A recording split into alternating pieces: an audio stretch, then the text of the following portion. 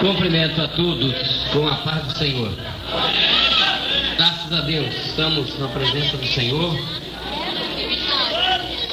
e estamos felizes nessa noite, porque o nosso Deus está conosco para nos dar a vitória. Amém? Quero convidá-los para lermos a Bíblia no livro de Jó, capítulo 1 e o versículo 1. Livro de Jó, capítulo 1, versículo 1. Graças a Deus. Graças a Deus. Como ontem eu pedi aos irmãos, eu quero nessa noite contar novamente com a participação de vocês. Que todos os presentes possam reverenciar ao Senhor e glorificar a Deus para que possamos sair daqui cheios do Espírito Santo. Amém? Havia um homem na terra de Uz, cujo nome era Jó. Este homem era íntegro e reto, temia a Deus e desviava-se do mal.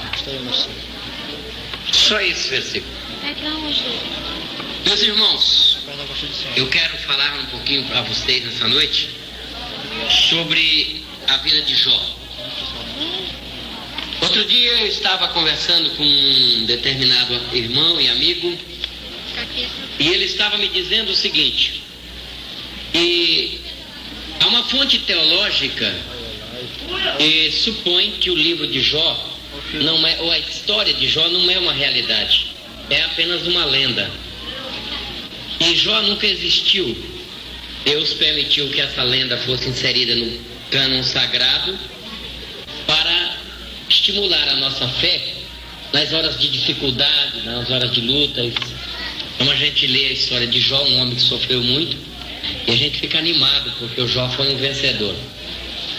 No meu ponto de vista, Deus não precisa de ficar contando historinha para nos ajudar. Ele é Deus, ele não precisava de inventar ou uma lenda ou inserir no texto bíblico, no texto sagrado, uma história que não fosse realidade, porque ele é Deus e ele pode abençoar a tua vida e fazer da maneira que ele quiser fazer com ela, porque ele é Senhor da glória. Aleluia.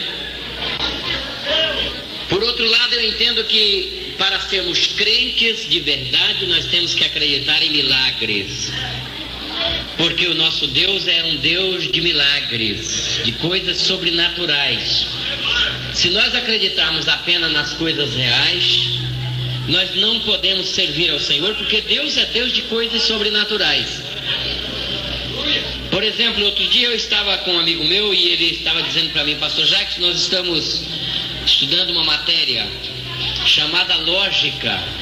E eu disse para ele que tem a ver a lógica com Deus. Aí ele me deu algumas explicações. E eu disse, por exemplo, fiz uma pergunta a ele. A Bíblia diz que a jumenta de Balaão falou. O senhor acredita que falou? Ele disse, acredito. Isso tem lógica uma jumenta falar? Aí ele disse, não tem lógica. Eu disse, mas falou. Porque o nosso Deus não precisa nem de lógica. Ele faz do jeito que ele quiser fazer. Aleluia! Ele é um Deus real, poderoso, criador de todas as coisas. Ele pode fazer o que ele quiser fazer. Eu disse àquele amigo, disse, meu irmão, a Bíblia diz que Israel saiu do Egito e andou 40 anos pelo deserto, e os sapatos não se envelheceram nos pés dos israelitas, e nem as roupas se envelheceram no corpo do povo de Israel. 40 anos, tem lógica um negócio desse? Não tem lógica, mas o nosso Deus não precisa de lógica. Ele faz as coisas que não são serem. Aleluia! Ele é Deus, é Jeová. E para sermos crentes temos que acreditar num Deus assim, que pode fazer do nada, fazer tudo, porque aí então seremos abençoados. Bem, nós não temos uma data precisa da época em que se escreveu o livro de Jó. Há muitas suposições em torno desse livro. Algumas acham que foi Moisés que escreveu a história de Jó, né? Quando ainda estava lá na terra de Midian, não sabemos, mas a verdade é que Jó morava em uma região lá no Oriente chamada Uz. Essa região levou esse nome devido a ser habitada primeiramente por um dos netos de Noé, que tinha o nome de Uz. A Bíblia diz que Jó era reto, sincero, temia a Deus e desviava-se do mal. E por essas qualidades a mão de Deus estava estendida sobre ele. Jó tinha uma família, 7 filhos, homens e 7 mulheres. E a sua família era muito abençoada, porque eles eram muito ricos. Por que eram ricos? Porque era reto, era íntegro, justo, temia a Deus e desviava-se do mal. E a mão de Deus estava sobre eles e Deus abençoou Jó. A Bíblia diz que ele era um dos homens maiores do Oriente em termos de riqueza. Aleluia. A Bíblia diz que a única ocupação que tinha os filhos do Jó era fazer festa. Um dia era festa na casa de um, outro dia era festa na casa do outro. E o Jó levantava de madrugada e orava: Jeová, se um dos meus filhos se excederem no vinho e falarem alguma palavra que venha desagradar ao Senhor, eu quero que o Senhor os perdoe antecipadamente. Ele intercedia pelos seus filhos e a mão de Deus estava sobre a família do Jó, porque ele era íntegro, justo, temia a Deus e desviava-se do mal. Aleluia! A Bíblia diz que Jó tinha 7.000 ovelhas. Aparentemente, do ponto de vista nosso, 7.000 ovelhas não significa muito aqui no Brasil, mas na região onde Jó morava e em outras regiões do mundo tem um significado muito grande. Era como se o Jó tivesse 7.000 vacas leiteiras, ou vacas de crias, ou vacas de raça, tá? Porque das ovelhas eles, além de extrair a lã, o leite, a carne, e era realmente um animal muito importante nessa região e muito caro. O Jó só tinha 7.000 ovelhas, porque ele era reto e íntegro, e a mão de Deus estava sobre ele. Aleluia!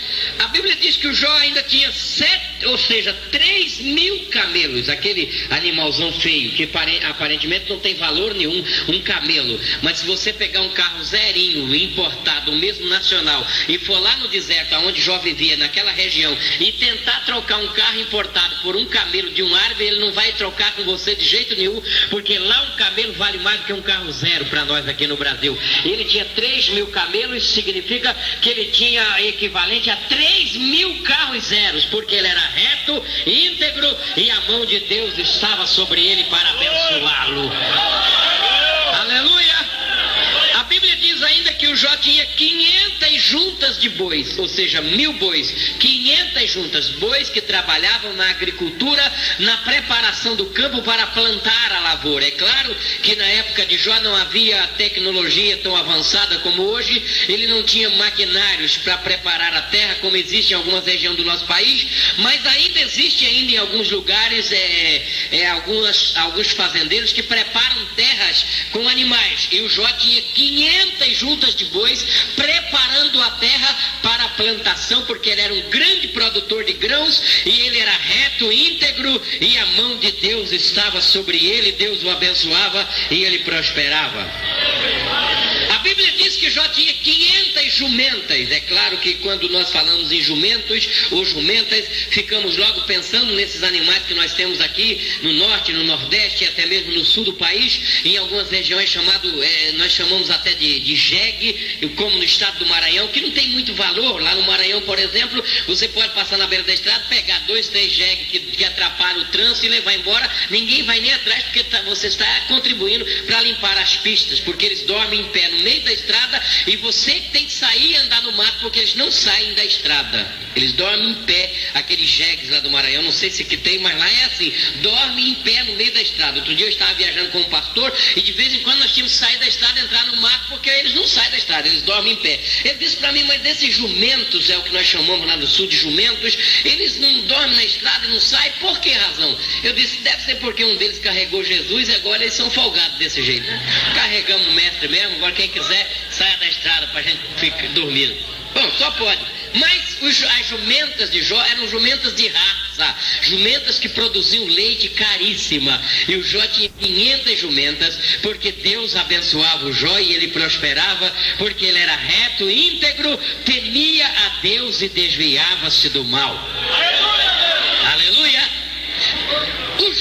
Se os senhores lerem o capítulo 29 do livro de Jó e o capítulo 30 e o 31, os senhores vão observar que ele era um homem importantíssimo. Aqui no capítulo 1, a Bíblia diz que ele era o maior homem do Oriente. Isso quer dizer que todos os outros eram inferiores ao Jó. Ele era um homem famoso e importante. A Bíblia diz no capítulo 29 que quando Jó chegava na cidade onde ele morava, a Bíblia diz que o povo trazia uma cadeira e botava no meio da praça para o Jó se assentar. Olha, o seu Jó chegou, pega a cadeira e leva lá para a praça. O Jó se assentava no meio da praça, em uma cadeira, e a Bíblia diz que quando Jó passava nas ruas, os adolescentes que estavam brincando por ali, falando alto, corriam e se escondiam e calavam-se. Olha, o seu Jó está chegando aí. Ele era um homem de grande respeito. A Bíblia diz que os mais velhos botavam a mão na boca para não falar perto dele, e os nobres, a língua se apegava ao paladar, porque quando Jó falava, todo mundo ficava quieto. É o seu Jó, servo do Deus Altíssimo, um homem reto, íntegro, temente a Deus e desvia-se do mal. Era um homem respeitado porque ele honrava ao Senhor. Quando se honra ao Senhor, há-se respeito das pessoas. Aleluia, aleluia. A Bíblia diz que Jó era preocupado com assistência social. Era um homem rico, mas tem gente que quando melhora de vida se transforma em avarento e egoísta. Só pensa nele. O Jó era diferente. Se os senhores lerem esses capítulos que eu mencionei, os senhores vão observar que o Jó disse: eu era os olhos dos cegos e as pernas dos coxos ou dos aleijados. Isso quer dizer que quando Jó encontrava um deficiente físico que não podia trabalhar para sobreviver, o Jó logo pegava pelas mãos e levava para sua fazenda e tratava daquela pessoa e guardava aquela pessoa e cuidava daquela pessoa, porque ele era reto e temia a Deus e desviava-se do mal, era íntegro ao Senhor, e ele estava preocupado com o bem-estar social do próximo, não era avarento e egoísta, e só se preocupava com a sua família. E tem mais, a Bíblia diz, o Jó mesmo falou: eu era o seguinte, eu pegava os filhos dessas pessoas que não têm nome, essas pessoas que dormem debaixo das árvores e nas cavernas, eu pegava os seus filhos e levava para minha casa e botava para dormir junto com os meus filhos. Olha o que Jó fazia, preocupado com o bem-estar social das pessoas que viviam ao seu redor. Eu pegava os filhos daquelas pessoas que não tinham nome sobre a terra e levava para minha casa e colocava junto com os meus filhos, e Deus olhava aquele ato social do Jó e dizia: eu vou abençoar o Jó. E quanto mais ele contribuía e trabalhava, mais rico ele ficava, porque a mão de Deus estava sobre ele. E quando se é fiel, quando se é sincero, a mão de Deus é sobre a pessoa.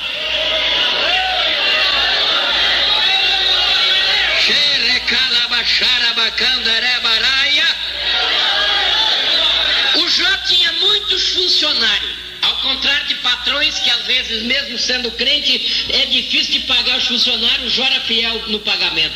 Ele disse: eu nunca dormi com o salário dos meus funcionários no bolso. Ele desafiou o diabo. Quando o diabo o acusou, ele falou: Satanás, olha, vê se eu dormi algum dia com o salário dos meus funcionários no bolso. Eu pagava ele todas as tardes, porque eu sabia que aquilo era a cobertura deles, era o alimento, era o sustento, era o pão de cada dia, e a mão de Deus estava sobre o Jó. Ele prosperava, porque era reto, íntegro, temia o Senhor e desviava-se do mal. Quando se faz isso, a bênção de Deus é certa.